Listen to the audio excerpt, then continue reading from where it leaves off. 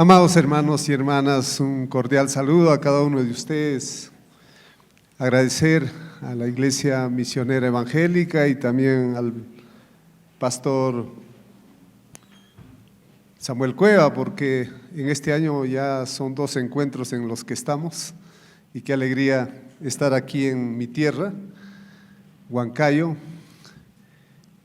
Agradecido también a la iglesia porque nunca llegando a mi casa alguien me ha recibido, y hoy en la mañana había un hermano en la terminal que decía, con el letrero que decía Eliseo Vilches, ¿no? Y gracias, amada iglesia, por esos detallitos especiales, ¿no?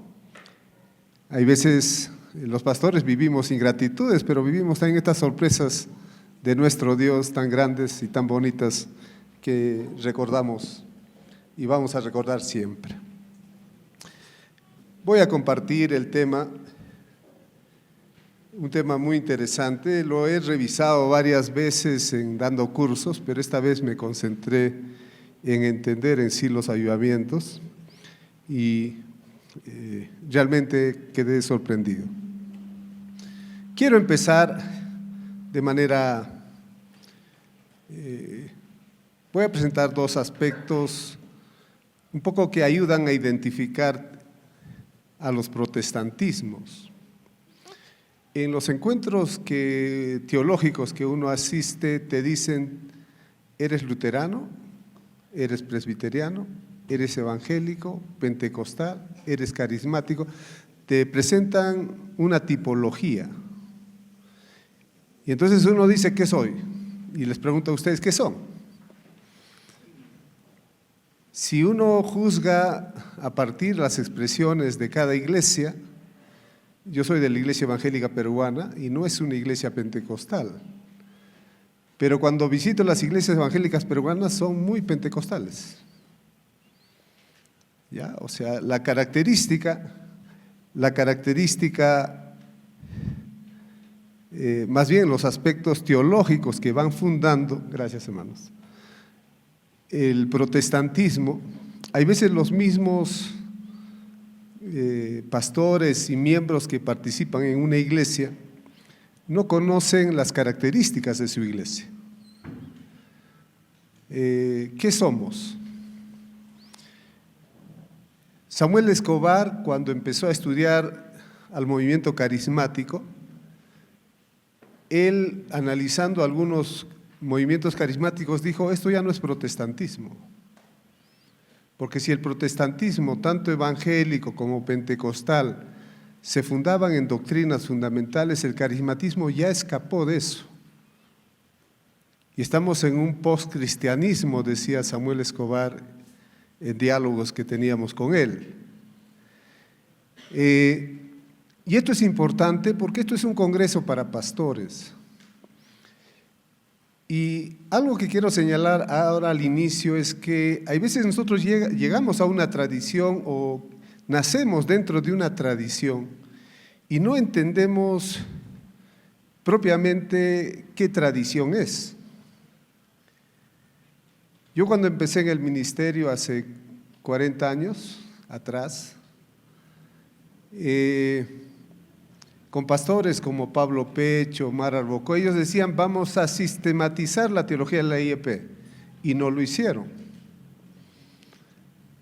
Yo logré hacer una tesis un poco acercándome a sistematizar la teología de la iglesia, y pude encontrar algunos rasgos de la denominación. Lo que quiero decir es que debemos entender las características de nuestro ser. ¿Qué somos? Hoy con los movimientos carismáticos hay muchas cosas que van a cuestionar al movimiento del cual surgimos, el movimiento evangélico como tal. Entonces quiero brevemente empezar aludiendo esta amplia tipología, que a veces nosotros no lo entendemos, pero que tenemos que entenderla. Porque a veces llegamos y ya estamos en algo establecido, y hay algunos, y eso voy a dar cuenta ahora, cómo empiezan a dibujar nuevos movimientos y van caracterizando. Y voy a hablar de manera general en la primera parte sobre los protestantismos, voy a ser rápido ahí, y voy a hablar en una segunda parte sobre los avivamientos. Y en cada una de estas partes voy a mencionar a distintos grupos. Por ejemplo, en algún momento vamos a mencionar a los pietistas, a los puritanos. Y a veces creemos que son lo mismo, no son lo mismo, son distintos. ¿Ya? Y tenemos que buscar entender. Y tengo ahí la ponencia de este día, que son unas 6 páginas que lo van a distribuir, ya lo distribuimos a los expositores, pero a los que están son parte del Congreso también se les va a hacer llegar. Y yo les animaría a los pastores a que podamos, esto es solamente un balbuceo, de entrar un poquito, pero hay que trabajar más lo que vamos a compartir. Bien, aquí me quedo en esta introducción y quiero empezar el primer punto. El primer punto, quiero trabajar los antecedentes de los avivamientos, y necesariamente hay que ver la Reforma Protestante, el puritanismo inglés, y en tercer lugar vamos a ver al pietismo alemán. Entonces, de manera bastante rápida, voy a compartir estos 3 aspectos. Y en una segunda parte hablaré sobre los avivamientos. Vamos a acercar entonces a la Reforma Protestante en primer lugar. La Reforma Protestante, que surge en 1517 con Martín Lutero y Zwinglio, uno en Alemania, otro en Suiza. Más adelante viene Juan Calvino, y mirándoles a todos ustedes, su trasfondo son calvinistas. ¿Ya? La gran mayoría de las iglesias bautistas, presbiterianas, aún los luteranos en algún momento van a ser calvinistas, pero bueno, después se diferencian un poco. Pero Calvino aparece años después, es una segunda generación. Pero brevemente quiero resaltar 2 o 3 aspectos de la Reforma Protestante. Es un movimiento amplio, de tipo religioso, teológico y cultural. Movimiento religioso porque va a plantear una nueva espiritualidad. Un movimiento religioso porque va a plantear una nueva eclesiología, no igual a la Iglesia Católica. Movimiento teológico porque Calvino y Lutero van a definir sus propias interpretaciones. Lutero no tanto, pero el que le sigue, Melanchthon, va a escribir un libro que ya está traducido al español, el Loci de Melanchthon, que es la primera sistematización de la teología protestante. Y los pastores en América Latina tenemos que conocer el Loci, porque es antes de la institución cristiana de Calvino. ¿Ya? Entonces ahí hay 2 libros que sistematizan la teología, el Loci de Melanchthon y la institución cristiana, que es de Juan Calvino. Entonces en lo teológico también va a haber diferencias, y si nos metemos a los anabautistas son totalmente diferentes. Hay algunos ejes que los identifican como protestantes, sola Biblia, sola gracia, ¿no? Sola fe, son aspectos que los integra, pero su eclesiología es distinta. Su perspectiva en relación al Estado es distinta. ¿Ya? Y ahí justamente vamos a resaltar que hay 2 grandes tipos de protestantismo. El protestantismo magisterial, que es el luterano, es el reformado con Calvino y es la iglesia anglicana. Y estas iglesias no van a procurar ir contra el Estado, sino más bien van a estar de mano con el Estado. Los príncipes alemanes le van a dar el respaldo a Lutero, Calvino empieza la reforma en Suiza, en Ginebra, y va a tener el apoyo, ¿no?, de todo el Consejo de Ginebra. ¿Ya? Entonces, hay una relación que hay un término muy especializado que es cristiandad. Cristiandad no es un término que habla de cristianismo. Cristiandad es un término que refiere a una iglesia del Estado y tiene más componentes, pero ahorita ahí lo dejamos. Esa reforma magisterial con las corrientes luterana, reformada y anglicana procuró la renovación de la iglesia y de la sociedad mediante la cooperación con la autoridad civil, conservando estructuras y formas eclesiales que ya existían, aunque van a empezar a reformar algunas cosas. Ese es uno de los primeros tipos grandes. Al interior hay diferencias. No es igual la iglesia luterana con la anglicana, y a eso brevemente también voy a referirme más adelante. Pero ese es el primer gran tipo. El segundo tipo es la reforma radical. Y la reforma radical va a tomar su raíz en una corriente muy amplia, anabautista, que va a tener diversas. Los anabautistas, habían algunos milenaristas, habían unos con una forma social y política. Los anabautistas van a ser totalmente distintos. Entonces, estamos hablando de un solo movimiento. Lutero y Calvino no son iguales. Lutero va a plantear una iglesia de una u otra manera centralizado, con una jerarquía, ¿no?, casi episcopal. Calvino va a procurar un gobierno de ancianos.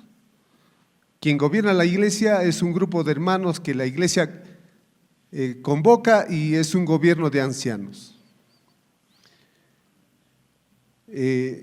Donde debe haber ancianos, no presbíteros, no pastores, deben ser presbíteros. Anciano, presbítero es lo mismo. Ahora, en mi iglesia, que antes era muy claro eso, hoy en día eso ha cambiado. Hay muchas iglesias donde el presbiterio son puros pastores. Entonces ya dejó sus raíces. Ya es una iglesia clerical, la IEP, en algunas zonas. Y eso preocupa en sí, ¿no? Pero hay sus diferencias y hay que considerarlas. Hasta ahí me quedo. Ya brevemente sobre la reforma. Vamos a ir en segundo lugar a hablar del puritanismo inglés. El puritanismo inglés surge, valga la redundancia, en Inglaterra, y no surge por motivos teológicos ni por motivos sociales, surge por motivos teológicos. Hay una ruptura política. Y ustedes saben que eso lo inicia Enrique VIII, el rey. En su conflicto con Roma, él declara, él independiza la iglesia de Roma y establece una iglesia nacional. Es uno de los primeros que habla de una iglesia nacional. Más adelante, Juan Knox va a establecer el presbiterianismo en Escocia, también como una iglesia nacional. Ya aparece una nueva figura. Mientras antes las iglesias todos estaban dentro de la ecumene, ¿no?, es decir, del mundo habitado, y todos estaban regidos por el Papa. Ahora ya empiezan con Enrique VIII aparecen las iglesias nacionales, ¿no? La iglesia anglicana de los anglos. Y hago un paréntesis ahí, ¿no? El término indígena es un término despectivo que lo traen los occidentales. Y entonces, ¿el indígena quién es, no? el Chanca, el de Guari, ¿no? De las etnias. Y en una conferencia hace años en Praga le dije, los indígenas europeos. Y todos decían, ¿quién es el indígena europeo? Los galos, los pictos, los escotos, ¿no? Los anglos y los sajones. Hay que también decir los indígenas, ¿no? Porque el término indígena es despectivo. ¿Ya? Y yo creo que hoy en día está eso en los estudios sociológicos, históricos, hay un cuestionamiento muy serio al término indígena. ¿Ya? Pero cierro ese paréntesis.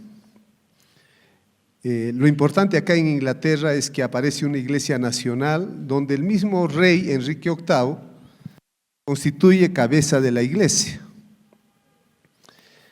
Enrique VIII va a mantener el sistema episcopal, porque decía, sin obispos no hay rey. Tiene que haber obispos para que haya rey. Porque el obispo va a tener una estructura muy similar, es jerárquico. Entonces no dice, no. Y al interior de Inglaterra van a surgir muchos grupos que van a buscar que el gobierno sea presbiteriano o que sea congregacionalista.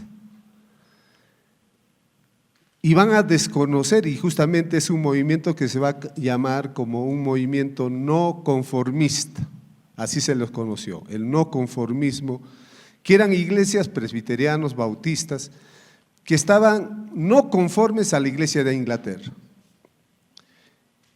Y aquí es importante porque Inglaterra, la corona, dijo, nadie estudia en Oxford a no ser que comulga en la iglesia anglicana. Nadie estudia en Cambridge si no comulga en la iglesia anglicana. Y los no conformistas, bautistas, presbiterianos, cuáqueros, hermanos libres, van a luchar y van a vencer. Y eso es el inicio del movimiento puritano. El movimiento puritano surge porque cuestiona a la iglesia anglicana que mantiene toda la estructura católica y no ha dejado que la reforma llegue a sus suelos, y ellos van a buscar la pureza de la iglesia, que la iglesia anglicana se libere. Hay un historiador y fue obispo anglicano, Stephen Nell, y él va a escribir un libro sobre el anglicanismo y él va a distinguir 4 grupos: la High Church, la iglesia alta, que no quiere cambios; la Low Church, la iglesia baja, que quiere que haya cambios; y dentro de la iglesia anglicana, los evangelicals. Y ese grupo, ¿no?, estaba queriendo abrir a la iglesia a que la iglesia, por ejemplo, pueda elegir sus propios pastores, cuando en el sistema episcopal es el obispo quien elige los pastores, ¿no? Entonces empezaron a cuestionar, y a ese movimiento se le conoció como el movimiento no conformista, donde estaban todas estas iglesias, y es el comienzo del movimiento puritano de buscar, ¿no?, una iglesia más pura conforme al Nuevo Testamento. Y ahí tal vez hacer una acotación, porque a veces nosotros creemos que estas reformas se dieron con oración y ayuno. No. Los puritanos van a formar partidos, alianzas políticas, van a buscar cómo no ganar o que su posición pueda ganar espacio dentro de las reformas de Inglaterra. Por eso la iglesia anglicana no se definió. La iglesia anglicana siempre va a ser un camino medio, porque en algo va a mantener de la iglesia católica, en algo es protestante, ¿ya? Y es una mezcla. Es cierto, a Perú llegaron muchos anglicanos de la corriente evangelical y eran evangélicos. Pero hoy en Lima hay una iglesia anglicana donde han puesto a la Virgen María, por ejemplo. Sí, ya no es protestante, son procatólicos, una iglesia anglicana procatólica. Y entonces el movimiento anglicano no es netamente protestante, hay de todo, pero ahí tenemos a su interior al puritanismo inglés, que va a buscar, como les decía,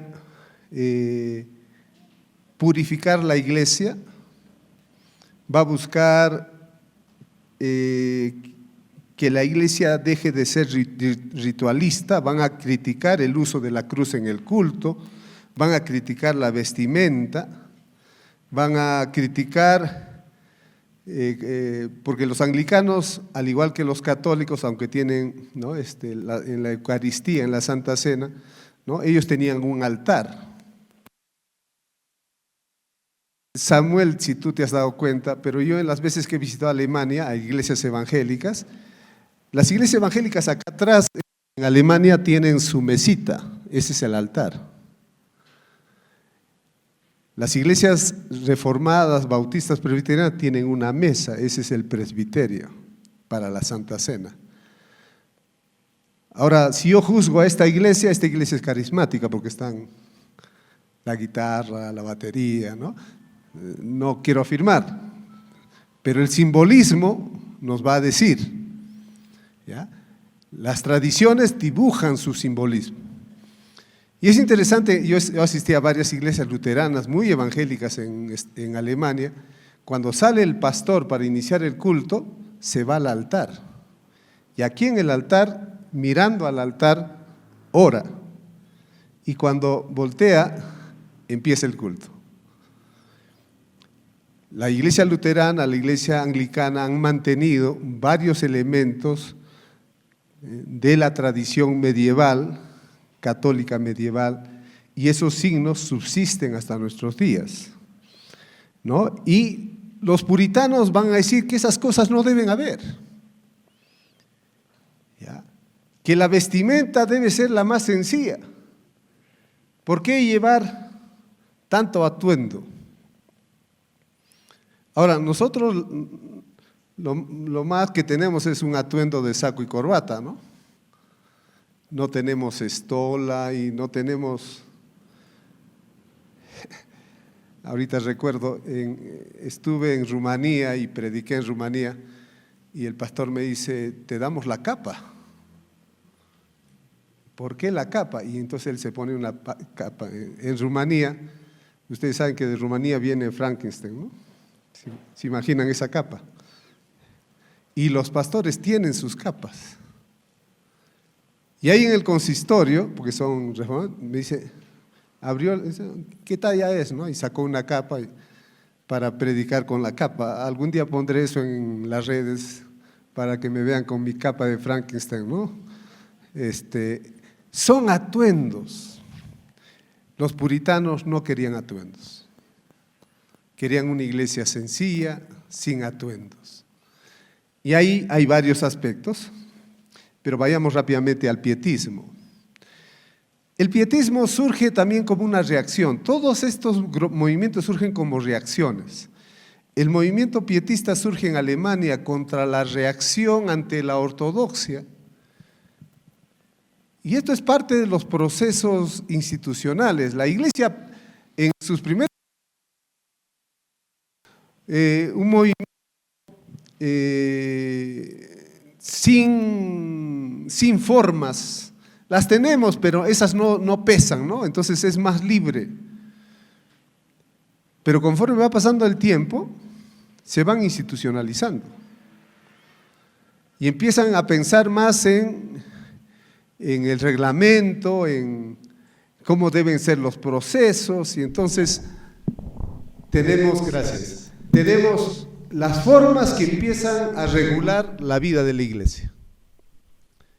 La Iglesia Evangélica Peruana a nivel nacional está nombrando ancianos en estas fechas. Maranata, yo estuve dirigiendo la sesión pasada, no alcanzamos, los ancianos, habían 4 propuestos, no alcanzaron los 2/3. Vamos a una segunda asamblea a ver si, con nuevos candidatos, a ver si se eligen los ancianos. Entonces, esos pesos institucionales ya lo genera una segunda, tercera generación.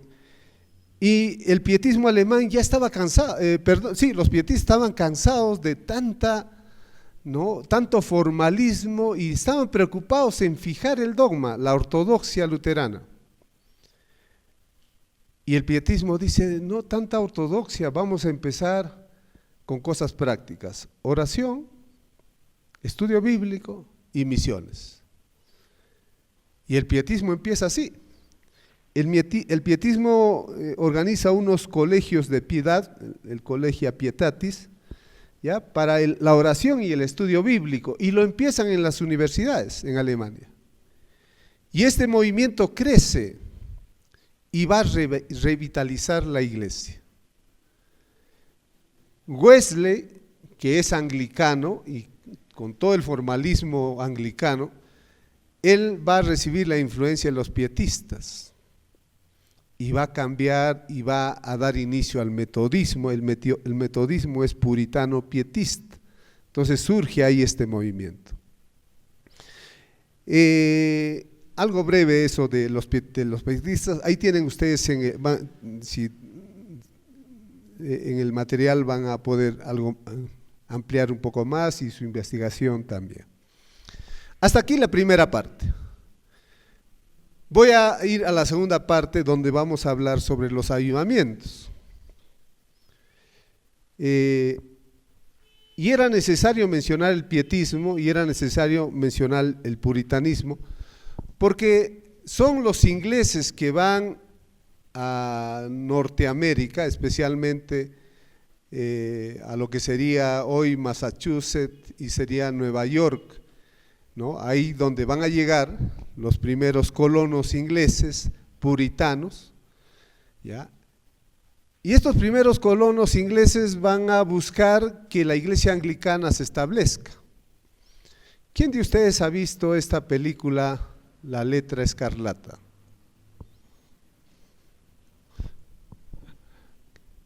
José Carlos es el único. Vean la letra escarlata.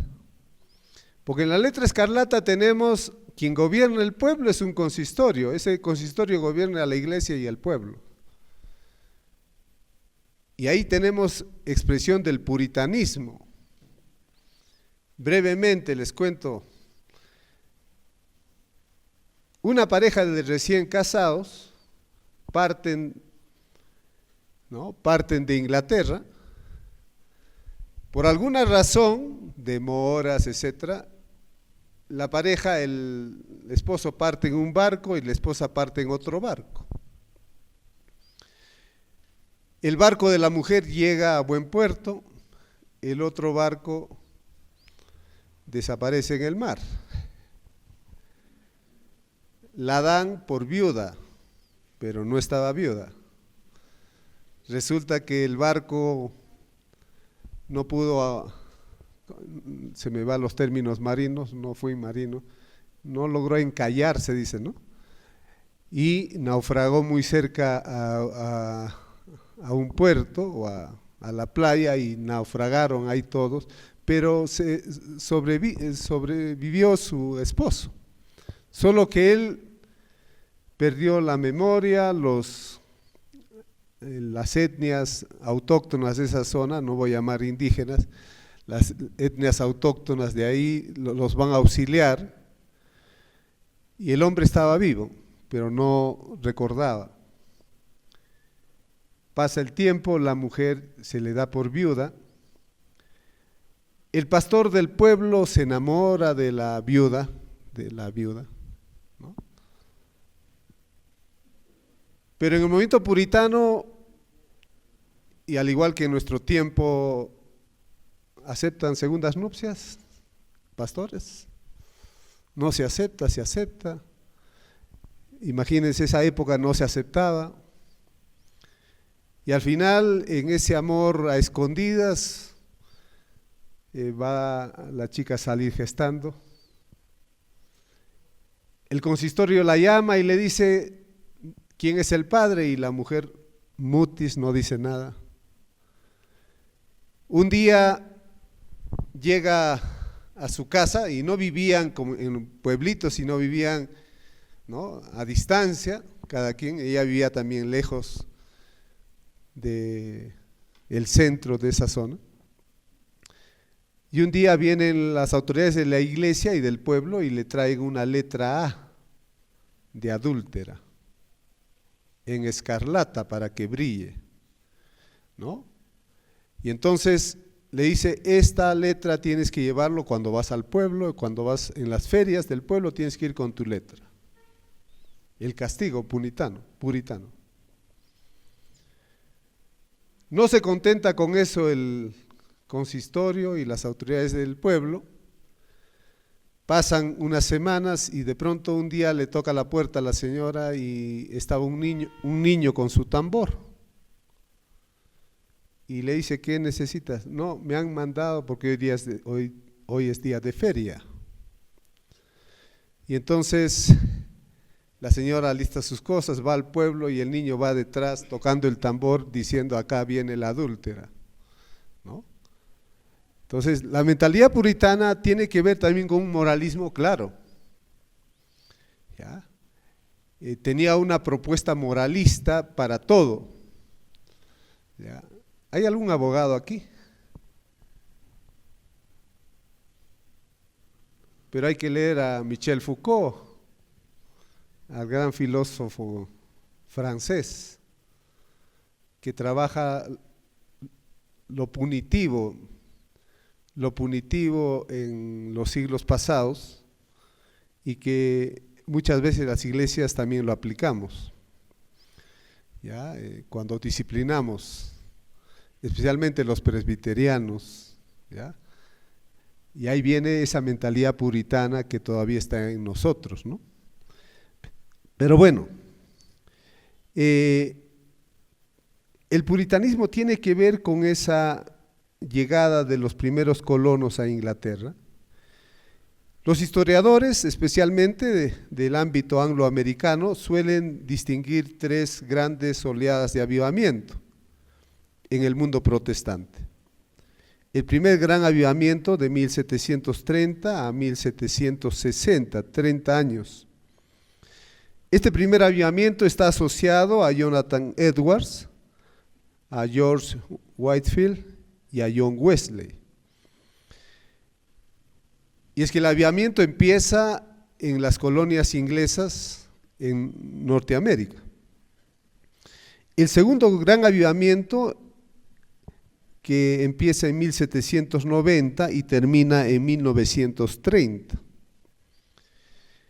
Y aquí miren la época, 1830.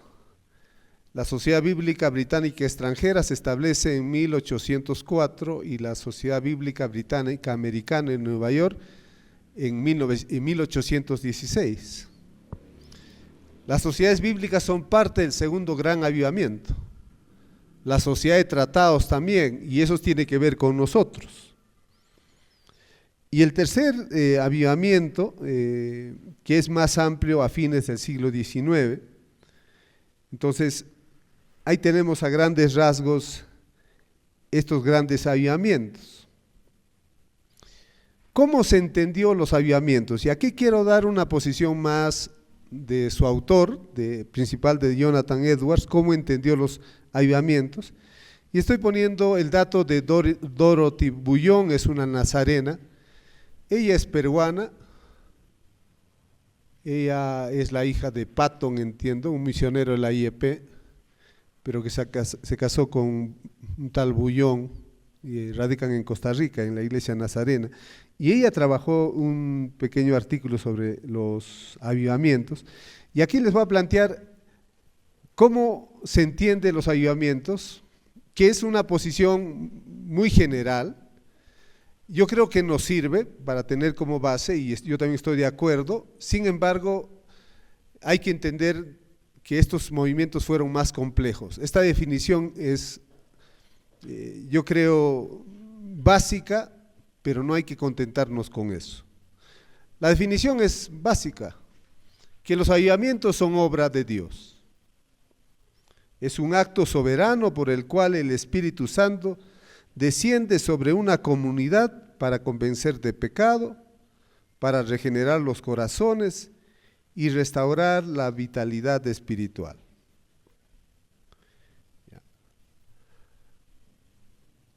Dorothy Bullón va a decir: el avivamiento es un acto soberano de Dios que visita a su pueblo de manera inusual, generando arrepentimiento, conversión y un sentido extraordinario de la presencia divina. Según ella, los avivamientos genuinos se reconocen por ciertos rasgos constantes: predicación poderosa de la palabra, oración ferviente, participación activa del laicado, transformación moral y social y un renovado impulso misionero. Ahí tenemos una definición de los avivamientos. Y vuelvo a decir, yo comparto esta definición.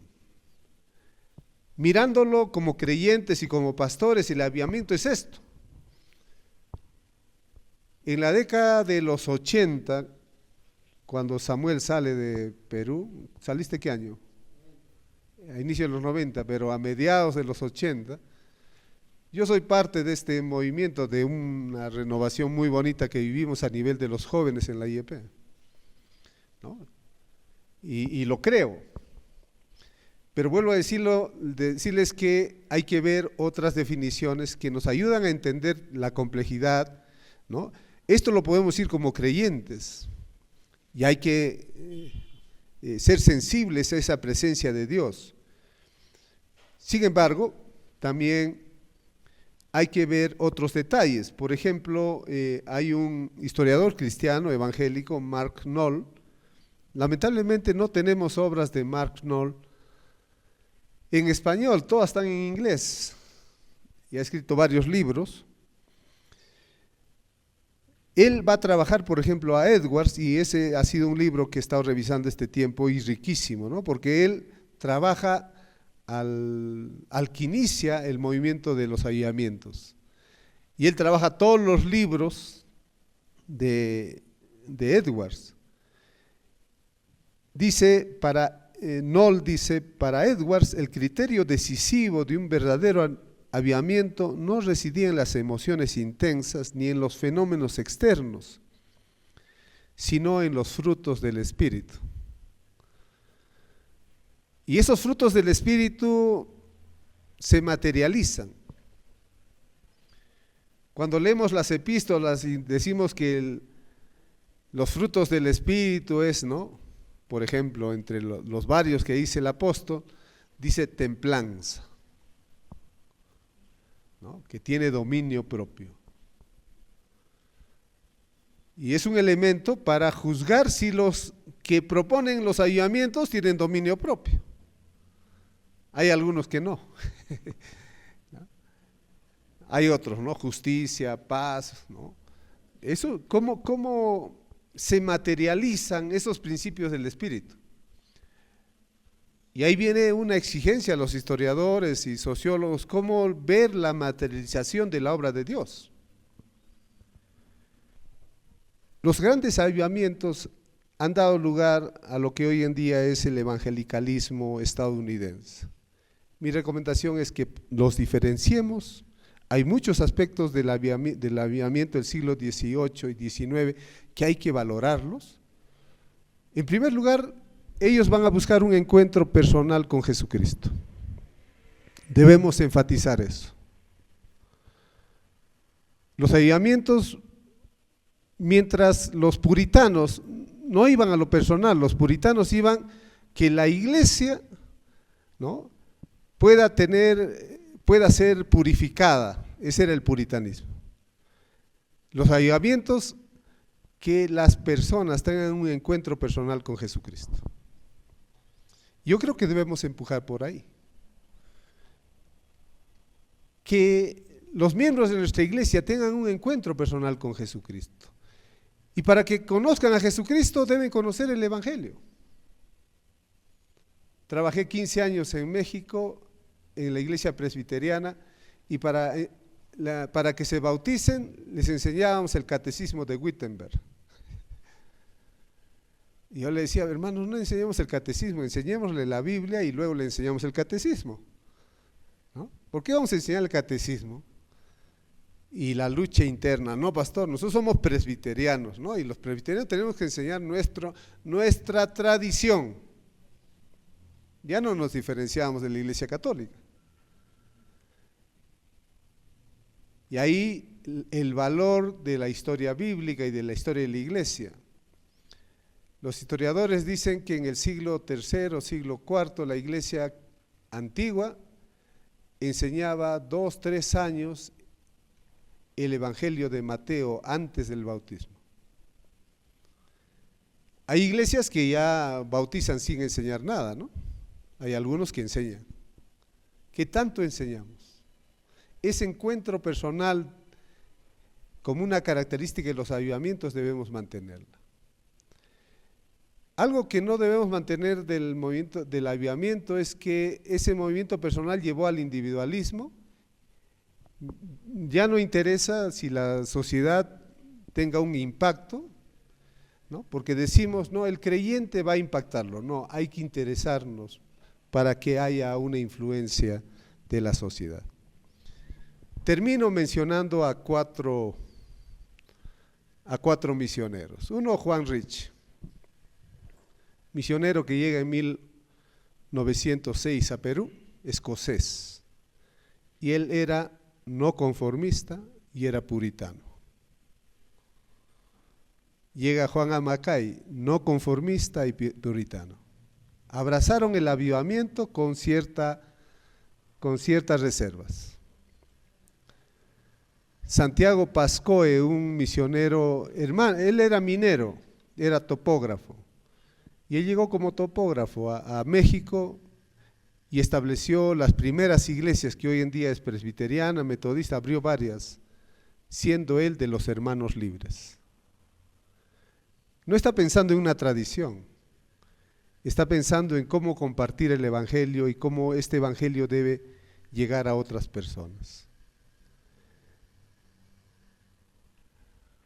Juan Amacay llega a 1915, 1916, escocés, no conformista, preocupado en la educación de la gente.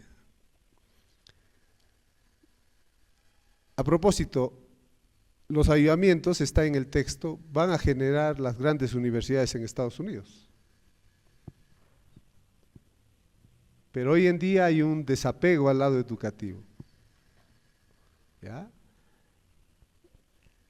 Las iglesias evangélicas deben volver a un compromiso con la educación. Los hemos ido perdiendo. Y el otro misionero es Carlos Bright. Carlos Bright es un inglés que llega a Perú,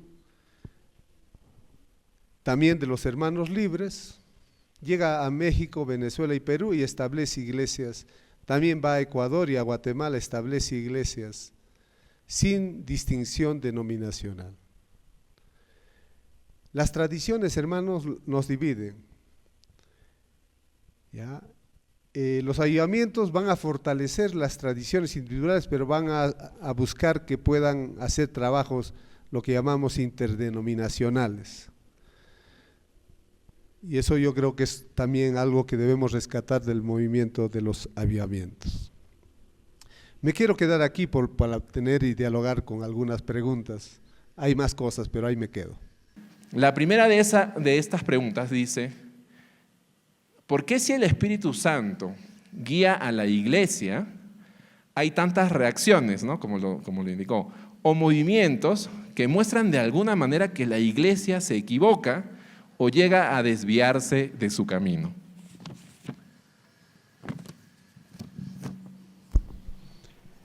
Sí, lo que les mencionaba, por ejemplo, de cómo fue el efecto de los avivamientos en el norte de Estados Unidos y en el sur, fue distinto.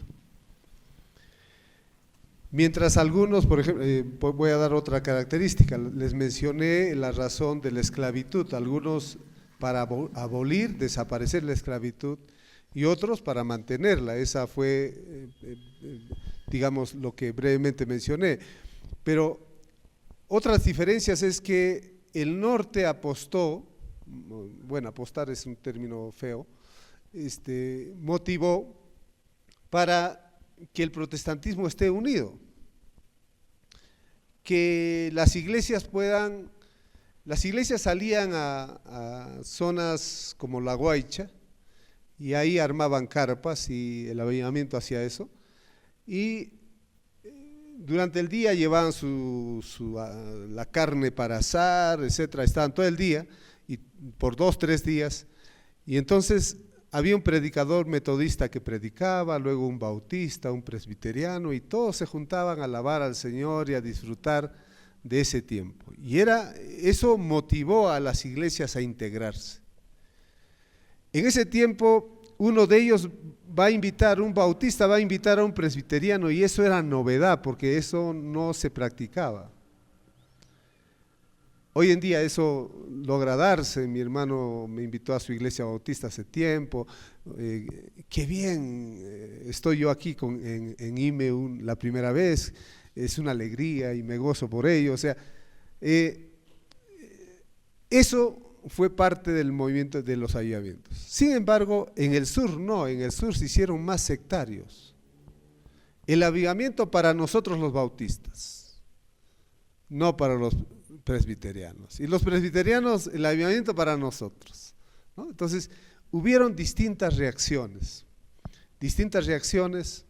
y eso explica, hermanos, que la iglesia, por un lado, es la obra de Dios, de la acción de su espíritu, de la palabra, pero la iglesia también está conformada por seres humanos que hay veces nuestro ego o nuestra tradición pesa más, nuestros intereses pesan más, y la iglesia desde los inicios va a vivir esa tensión, ¿no? Y eso va a estar, y va a estar hacia adelante también, pero debemos ahí, este tema de este congreso nos debe animar a cómo integrar al movimiento evangélico, ¿no? Y cómo fortalecer nuestra posición y cómo tomar distancia incluso. En la década del 90, muchas de las iglesias estaban metidas en lo que era la guerra espiritual. Yo hice análisis entré a 2, 3 iglesias pentecostales aquí, analicé el discurso y me metí a una iglesia en Lima a analizar a Pablo Gotari y a Anacondia, a argentinos que vinieron. Y Anacondia decía a pastores, más de 300 pastores, nos decía: si ustedes no han tenido la libertad del Espíritu, entonces ustedes no son salvos. O sea, había que tener para él la experiencia de la libertad, ¿no?, de los demonios que todo ser humano tiene. Eso lo afirmaba él, ¿no? Entonces, estos movimientos que vienen de fuera, hay veces son acogidos aquí y aquí se desarrollan y no hay una voz crítica, no hay teólogos, no hay pastoralistas que puedan decir: cuidado con esto. Hay veces los movimientos vienen y arrasan con nosotros, ¿no? México, las iglesias no han dejado entrar al movimiento carismático. En Perú, todas las iglesias le han dejado entrar, sin excepción. La confesión positiva, la renovación de la alabanza, la guerra espiritual, temáticas de todo tipo. Pero ahí me quedo. Perfecto, aquí va una segunda pregunta. ¿Cuáles son las características que determinan que en una comunidad se está viviendo un avivamiento? ¿Cuáles son las características que determinan que en una comunidad se vive un avivamiento? Entender que Dios está obrando, o sea, que no es una cuestión del pastor, no es cuestión ¿no? O sea, uno incluso lo puede dudar, pero decir, será obra de Dios, pero ya está aconteciendo. Otros vamos a ir afirmando eso, ¿no? Y eso tiene que ver con, sí, la oración, el estudio de la palabra, tiene que ver con la manifestación de los frutos del Espíritu.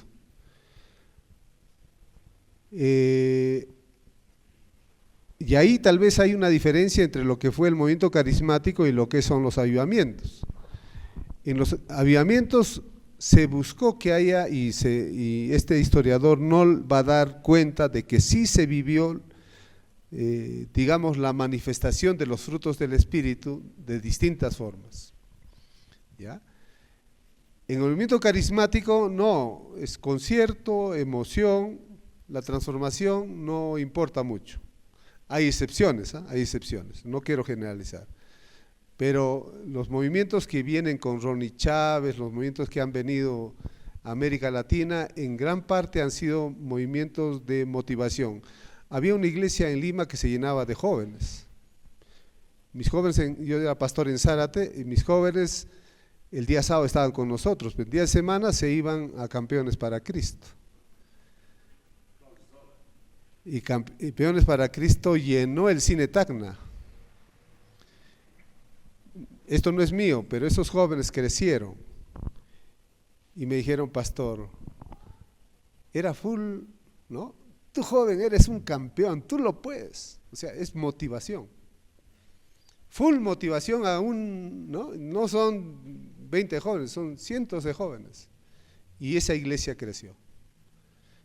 Tampoco quiero negar que haya afectado positivamente. El Señor tiene sus formas, ¿ya? Señor, o sea, no podemos decir que no, pero en gran parte fue un efecto espuma y luego eso vino hacia abajo, ¿no? Entonces, ¿cómo se deben características que determinan la oración sincera, cambios profundos en la vida personal, interés por las misiones, interés por reformar nuestras iglesias?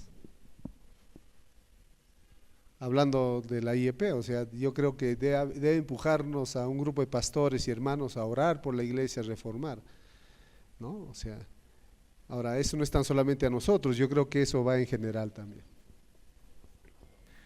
Van a surgir más preguntas seguramente y como estamos luchando contra el tiempo, vamos a limitar un poquito. Pero eso no quiere decir que se queden con la duda porque solo lo vamos a tener aquí en el encuentro para que después puedan conversar un poquito. Les lanzo una última pregunta para que podamos escuchar la respuesta del pastor. Mencionó algunas tradiciones y o paradigmas que afectan, ¿no? La pregunta es, ¿considera que existen tradiciones y o paradigmas que han impedido el crecimiento y el avivamiento de la iglesia? ¿Considera que existen algunas tradiciones y o paradigmas que han impedido el crecimiento y el avivamiento de la iglesia? Sí, sí. ¿Hasta qué punto tu denominacionalismo o hasta qué punto tú tienes un afán sectario? ¿No? Hay veces los evangélicos creemos que Dios está hablando solamente con nosotros y la iglesia verdadera somos nosotros. Que en la iglesia católica ahí no pasa nada, ahí todos se van a la perdición. ¿Será cierto? A mí me han invitado a iglesias católicas donde estudian la palabra más que los evangélicos. Una fecha un sacerdote ahí en México me invita a la iglesia a participar en una actividad más cultural y participamos llevando literatura evangélica. Y ya conversando con el sacerdote me dice, yo crecí en una iglesia evangélica, pero en mi juventud me aparté y luego fui tocado por el Señor y entré al sacerdocio. Y me dice, pero lo que yo aprendí en la iglesia evangélica lo he puesto en práctica. ¿Y qué pusiste en práctica? La enseñanza. Y yo le digo, él me pregunta, ¿cuántos grupos de estudio tienes? Yo tenía ese tiempo 9. Le digo, yo tengo 9 grupos de estudio. ¿De sola Biblia? Nada de teología, sola Biblia, le digo. Yo tengo 60. 60, ¿no? Ahora, antes yo fui pastor en la calle Arequipa, hace años aquí en Huancayo, pero antes que yo llegue, la Iglesia Católica había pedido a los ancianos a dar el curso de diaconía para diáconos de la Iglesia Católica. Y el hermano Isaac Ventosía fue a dar curso a ellos. O sea,